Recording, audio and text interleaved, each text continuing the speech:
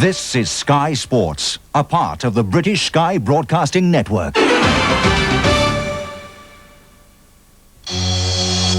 Owensboro, Kentucky, a quiet community nestled in the Ohio Valley. But today, the streets come alive. The boys down on the farm are out to prove who's best at pulling their weight and then some. It's four-wheel drive action coming up next.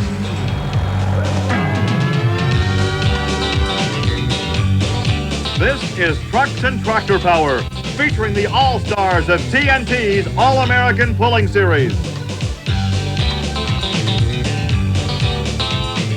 Welcome to Trucks and Tractor Power on the Nashville Network. Today we come to you from the banks of the Ohio River in Owensboro, Kentucky, for perhaps the most popular pulling class, four-wheel drive. Hi, everybody. I'm Gary Lee alongside Army Armstrong. And Army, Owensboro is your hometown, but this does not look like the county fairgrounds. No, this is the local GMC dealership, the Roberts Brothers GMCs. Know one thing for sure in motorsports, there's an old saying, if you win on Sunday, you're going to sell on Monday, and all the manufacturers are tickled to death to see the pulling sport come to town. The GMC people, they're going to be pulling for Jim Lyons. He builds his own engine, makes his own horsepower. He's a good bet. But also, we've got another battle coming in. Lee Edwards brings his horsepower from Virginia and puts it in a Manassas, Virginia vehicle of Robert Gollahon. Out of Texas, Jerry Janke sends horsepower up in the form of the Manuel Moreno vehicle. All the big guns are going to be here, Gary. It is fair time in Western Kentucky, the Davis County Lions Club Fairgrounds in Owensboro, Kentucky. We are set for perhaps the most popular class in all of pulling, the four-wheel drive pickup trucks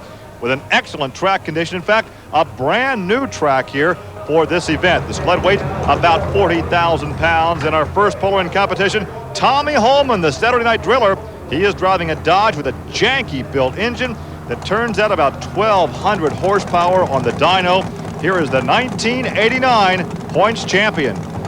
Well, now Holman's out of Ohio, but he relies on Texas to make the horsepower. You're going to hear some different names when we're talking about engine. You said Janke. That's Jerry Janke, the engine builder out of Texas. All the engine builders want to take a win at Owensboro because it's figured to be about the second largest pulling event in America. A win here means something. Holman works the left side. What's his distance, Gary? Well, falls short of the 300 feet full pull at 279.60. An enthusiastic crowd of some 12,000 here at the Davis County Lions Club Fairgrounds. Let's look again.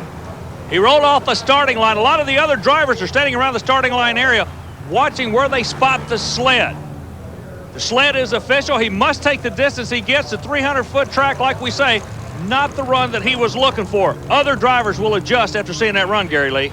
Well, now we're ready for some more competition, but before we have our next pull, let's go back down and check in with Tommy Holman. What about the track itself tonight? You've had a chance to go out there on it. Is it a typical Owensboro track holding a lot of horsepower? It come loose tonight on me about the 225 pretty bad, so there must be a soft spot out there about 225. It's invisible. You can't see it. Now, if somebody drives around it, they may be able to knock me out. But all in all, the truck did real good. The first, like I say, the 225 foot after that wasn't the best pull in the world. Talk about Texas horsepower coming up next. The Yellow Rose of Texas, the 1990 GMC with Janke power. This is Manuel Moreno. And Manuel was one of the drivers that we saw down at the start-finish line watching exactly what the other competitors were doing. Yeah, as a matter of fact, he was standing right behind Holman when Holman left the starting line. Moreno rolls out with the GMC. A little bit of a pop out on the right side of the engine, Gary. That could be costing him some horsepower. The chassis unloading on him. See the bounce? That is going to cost him some precious feet and inches in this sport.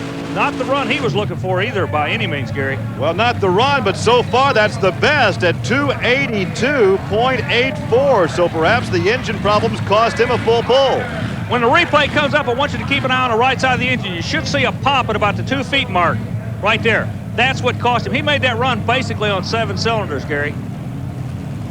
The Janke built engine, about, again, 1,200 horsepower. He needed all of it and then maybe an extra 5 or 10 horsepower for the full pull.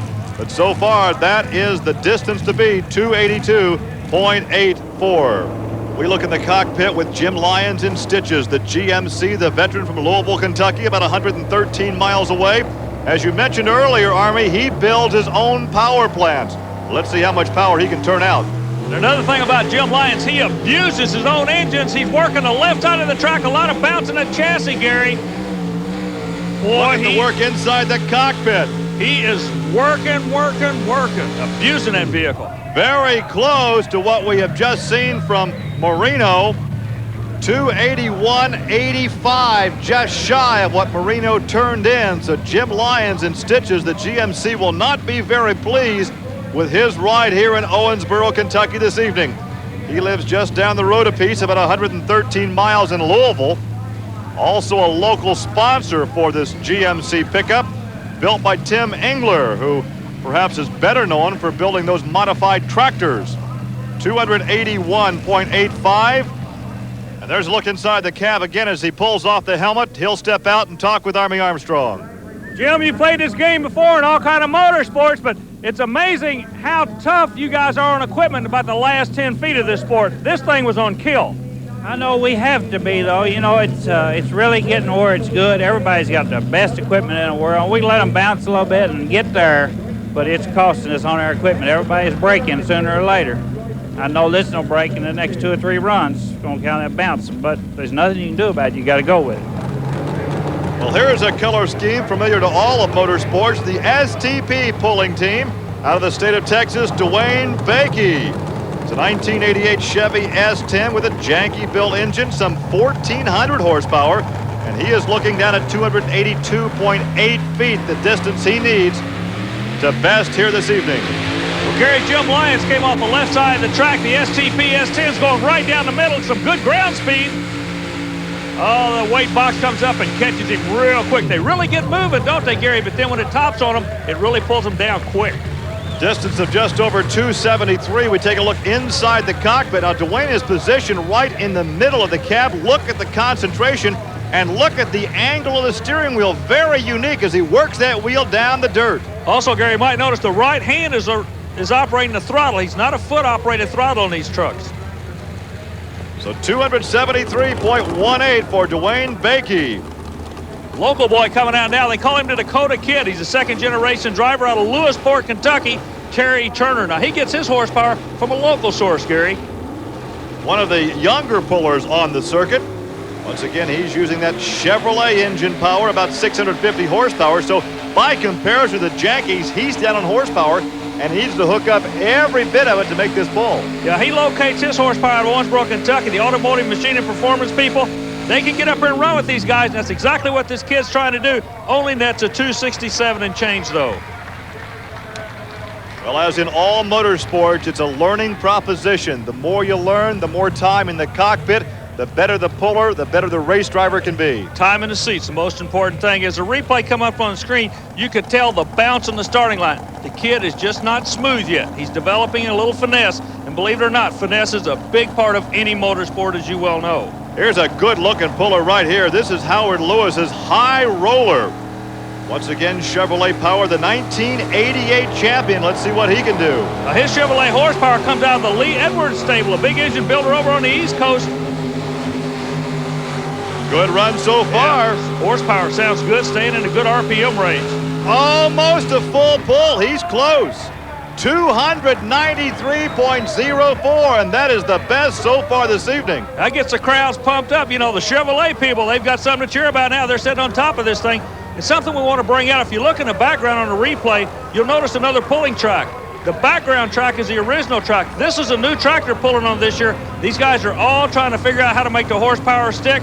The High Roller, he's found a hot hand. Howard Lewis at 293.04, and he finds himself on top in the High Roller. The Yellow Rose of Texas is second, and Stitches third now. As we come back with more four-wheel drive pickup pulling action from Owensboro, Kentucky.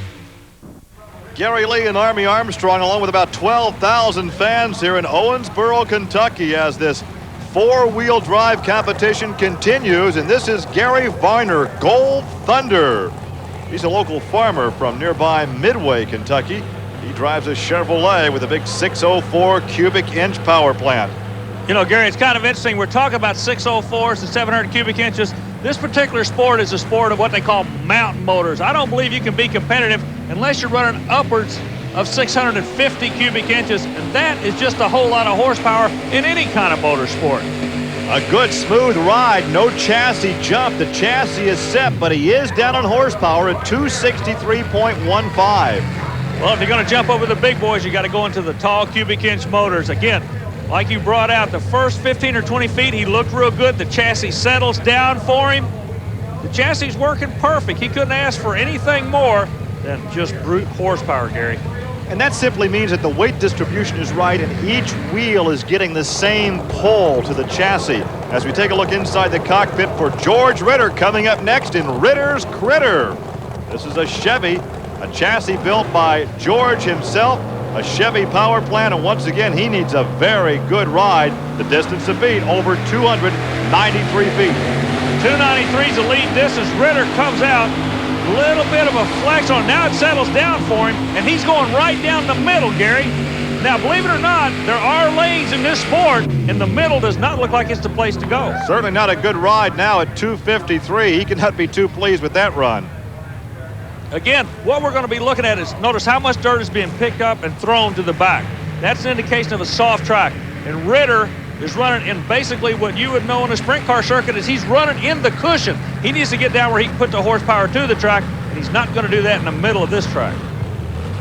Well, a good puller will always learn from somebody else's mistakes. So let's see if Charlie Lowe now, who's our senior citizen, has picked up on exactly where to position his Killer 2 Ford, a 1990 Ranger, almost 700 cubic inches. He's a senior citizen from the state of Florida, over 60 years of age. And this is how he spends his retirement. Yeah, and he is having a ball. Believe me, when he rolls the starting line, he puts it on kill.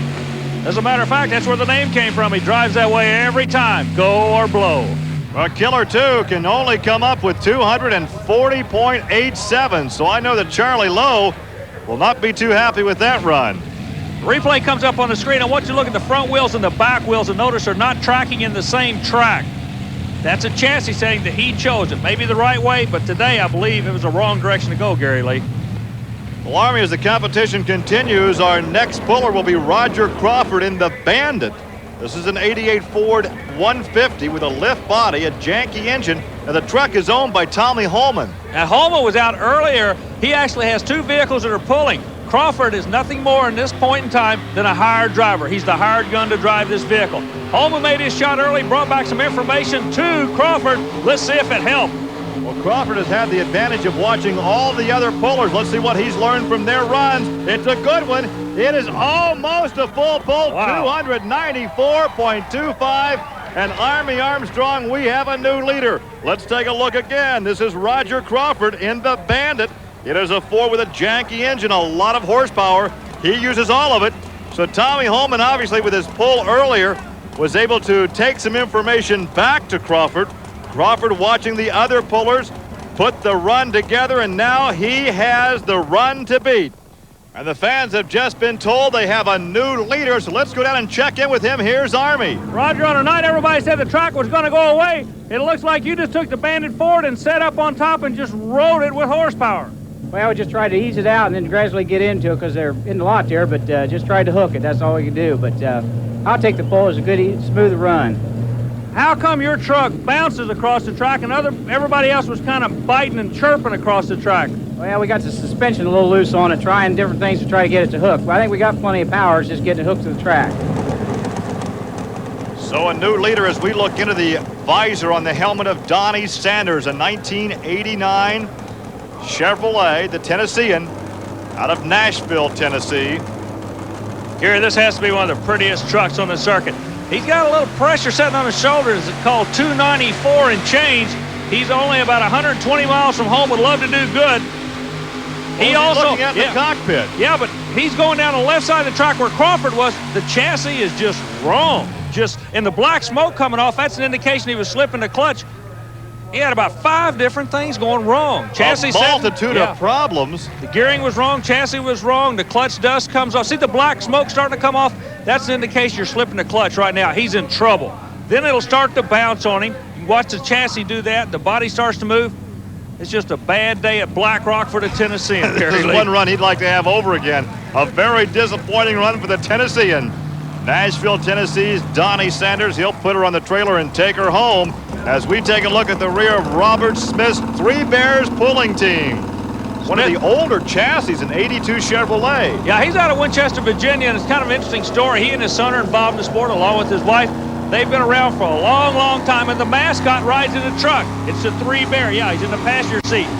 The old pro comes back. Now everybody is playing around with where to spot the sled. The Virginia 3-Bears team, they go back to the middle. The 2 trucks in front of him run off the left side. So the track will fall well short. Yeah, the track is coming and going away from these guys. Somebody's got to try to figure out where to stick the horsepower. There is the Bear mascot in the passenger side. He has a good view from the cockpit, but it's a short ride at 275.92 for Robert Smith and the 3 Bears pulling team. Previously, we talked about him coming out of the left lane. Sanders messed up the left lane when he started bouncing because it dug holes down that side of the track, so the left side is gone. Well, Roger Crawford leads with the Bandit. Then it's Howard Lewis and High Roller and Manuel Moreno in the Yellow Rose of Texas. And here's the guy they're all shooting for, Roger Crawford in the Bandit, 294.24. And Crawford relied on the Texas horsepower. We opened the show, we brought out a couple of names about big engine builders. Well, if you're on the East Coast, you've heard of Lee Edwards. If you've heard of Lee Edwards, you know about Ford horsepower. If you know about Ford horsepower, you know about Robert Gollahon. Robert Gollahon and the Gollahon Special. Once again, he needs an excellent ride to beat that 294.24 turned in earlier. Now notice, I talked about finesse a minute ago. You notice he has to roll on the throttle, backs off the clutch all the way now, pulls the trigger, right hand goes full down. Now he's starting to work his way to the left side of the track. It will be close. It will be very close. Oh, he just missed it, 293.92. Boy, every Ford fan was sitting there thinking they're giving the old 1-2 punch. They're still looking awfully good. Gary, what he did, he started in the middle of the track, and he started working his way towards the left after the 225. Remember, Holman said there was a spot at the 225. Sanders started to bump. This kid drove right through it. And there's a paint job that reminds me of the street rods of the 60s, a candy apple red metal flake paint job. Well, the fans approve as they look on. Let's go down and talk with Robert. Robert, you draw almost the dead bottom of the field, but it looked like you had more ground speed than anybody out there. Where does the ground speed come from? At Lee Edwards power plant up there. We can run a real fast gear with this motor. It's awful strong. So the gear ratio on a pulling track, even though every track is 300 feet, there's a whole lot of difference in each gear ratio?